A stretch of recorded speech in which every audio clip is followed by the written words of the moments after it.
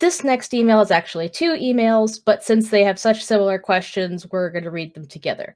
So the first one is from FaZe, and FaZe asks, some people use the acronym GRSM instead of the typical acronym LGBTQ+. They say it's intended to be more inclusive. I'm just wondering if you have strong thoughts about GRSM either way, or if you have any insights as to why GRSM doesn't seem to be in widespread use. And Richard asks, are LGBT or LGBTQ or LGBTQ plus good labels? And if not, what might be a better one, especially given the mainstream prevalence of this label? Well, V, I know that this is a question that, sits squarely for you. You're the one with the neologisms and the linguistic abilities and everything else. I guess I would say that I like GRSM in like an academic sense. I feel like it gets the job done. Gender, relational, and sexual minorities really covers all of your bases.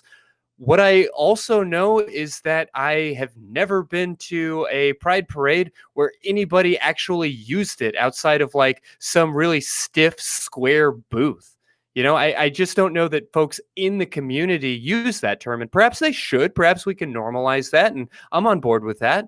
But I know that we use the word queer on this show for the most part, and we do so for a reason. So I don't know. Walk me through it. Yeah, I'm right there with you. I love the fact that we can rehabilitate the word queer. I think it works on various levels. It's amorphous enough to be able to address a whole variety of things, and even things that might not be necessarily under the LGBTQ spectrum, like polyamory and open relationships and relationship styles, as well as gender and sexuality.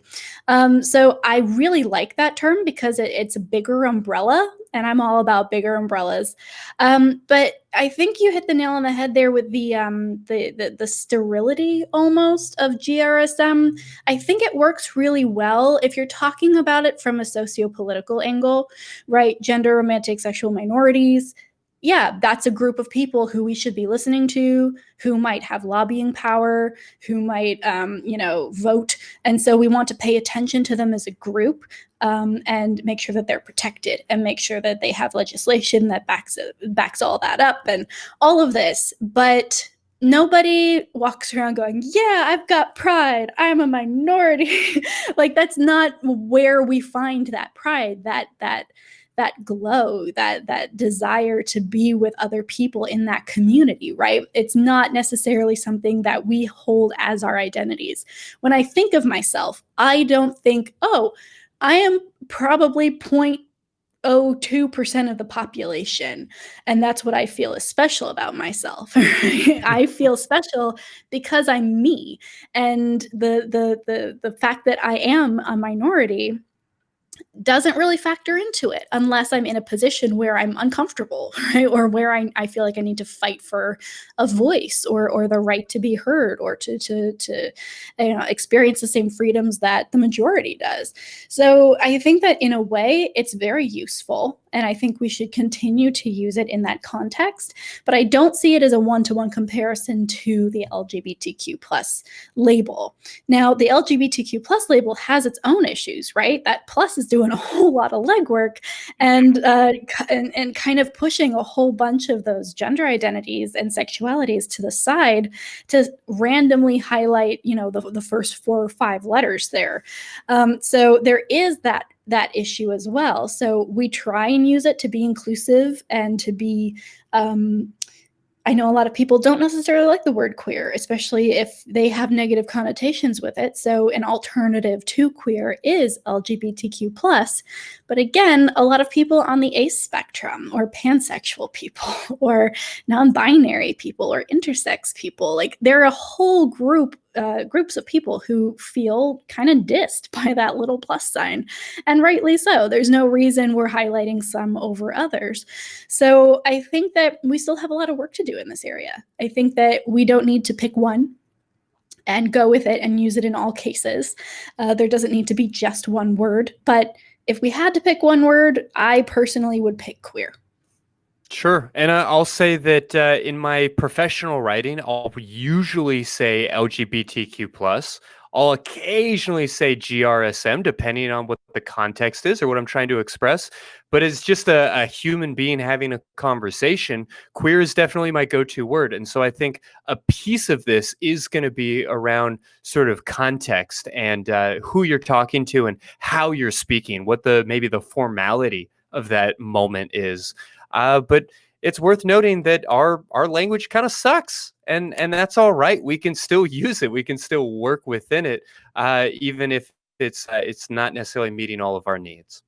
Yeah, and that does bring up another point, which I want to make sure that we do touch on, which is right now it's kind of understood, rightly so, I think, that only other queer people can use the word queer to describe the community and other people, right? And even then you need to be careful and not put that label on somebody without asking, is this how you identify? Is this an okay word to use? Because for some people it's not. So making that the mainstream word, you know, on one end would take a lot of the power out of the slur that it originally was, but still there is that icky feeling of, okay, so what, a bunch of cis people are going to start walking around, you know, using this word in a way that is uncomfortable and has this baggage and this history. So yeah, it certainly is a conversation for another time. In fact, I would love to do an entire episode on this if we could get a linguist up in here at some point. But yeah, in the meantime, I say LGBTQ plus if you are not part of the community doing academic work and want to make sure that you're not being offensive at all or kind of you know, out there in any way. If you are part of the community, you have the right to say the word queer, right? That is your word. If you want it, you can use it. And no one can make you feel bad for using it to describe yourself. And GRSM, I guess, can be also used in political or social contexts where we need to focus on the fact that this group is a minority. But again, not a one-to-one comparison. Sure. Well, and I think it may be worth pointing out that it's always an adjective, right? Like always, he's queer or she's queer, never the queer or a queer. Exactly. Well, it's the same with everything.